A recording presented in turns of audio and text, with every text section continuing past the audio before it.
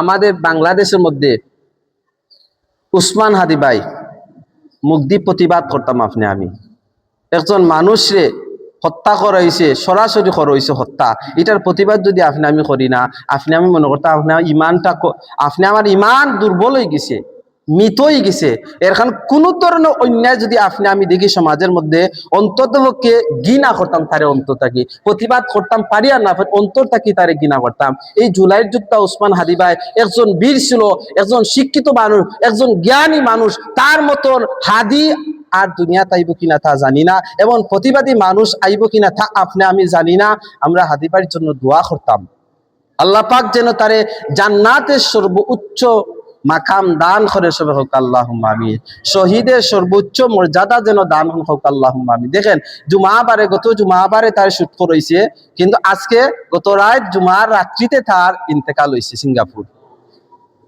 কিন্তু হাদিসের মধ্যে আইছে আল্লাহ রাসূল ফরমায়েন, কোন বান্দা বান্দি যদি জুমাবারের রাত্রিতে ইন্তেকাল করে, আল্লাহ রাসূল ফরমায়েন ওই বান্দা বান্দিরে কবরের ফিতনা থাকি আল্লাহ পাক রব্বুল আলামিন হেফাজত করবা হোক, সুবহানাল্লাহ।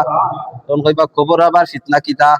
কবরের ফিতনাই তো আল্লাহুম্মা ইন্নী আলা যিকরিকা ওয়া শুকরিকা ওয়া হুসনি ইবাদাত। কবরের ফিতনা হইল গিয়া, কবরের ফিতনা হইল আল্লাহ রাসূল বুঝাইছেন যে কবরের ফিতনা হইল ও জিনিস যেটা কবরের আযাব থেকে আল্লাহ মুক্তি দিবা হোক, সুবহানাল্লাহ।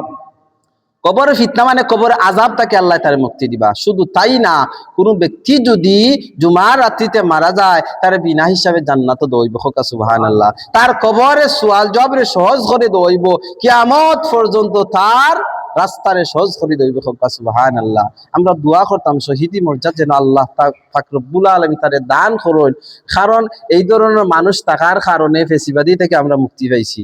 কেউ অন্য মাইন্ডে নিবা না যে রাজনীতি, এটা হক্কতা হওয়ার দরকার আছে। আমি এই মঞ্চ বইছি, আমার লাই সব সমান, আমি যে হক্কতা হয় না কিয়ামতের দিন আল্লাহ আমার জিব্বা কাটবা, ও মৌলবী তুমি হক্কতা কইছো না, সমাজে পাপাচার হইছে, অত্যাচার হইছে, জুলুম হইছে, এর কারণে রাসূলুল্লাহ কইছে যে রসনা থাকি তোমরা বাঁচো, অন্যরে ক্ষতি করিও না, হাত দ্বারা, জবান দ্বারা, মুখ দ্বারা অন্যের ক্ষতি করিও না।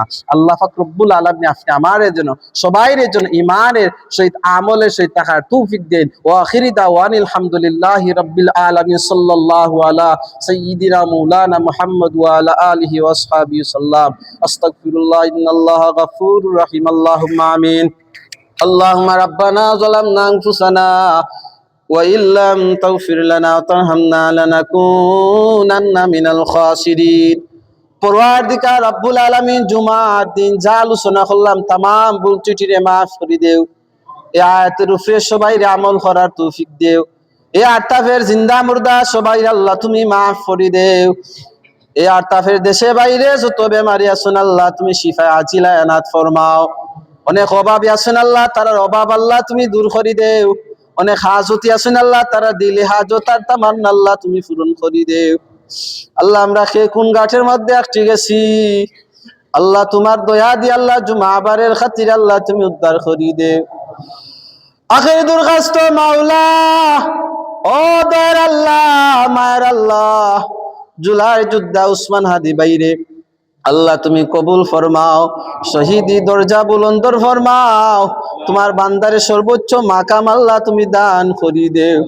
তোমার বান্দার কবরের রাস্তা আল্লাহ তুমি সহজ আর সরল করি দেও। রাহমাতুল লিল আলামিনের খাতিরে আল্লাহ তোমার বান্দারে আল্লাহ তুমি মাফ করি দেও। তোমার বান্দার পরিবার পরিজনরে ধৈর্য সবর ইখতিয়ার ধরার তৌফিক দান করি দেও।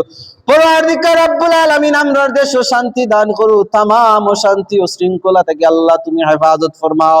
জুলাই যত যোদ্ধা আছেন আল্লাহ ন্যায় নীতিবান প্রত্যেককে আল্লাহ তুমি আফত বিপদ মুসিবত থেকে আল্লাহ তুমি হেফাজত ফরমাও। রাহমাতুল লিল আলামিনের খাতিরে আল্লাহ আমরার দোয়া খানতারে তুমি কবুল ফরমাও। সালামুন আলাল মুরসালিন ওয়ালহামদুলিল্লাহি রাব্বিল আলামিন। আমিন।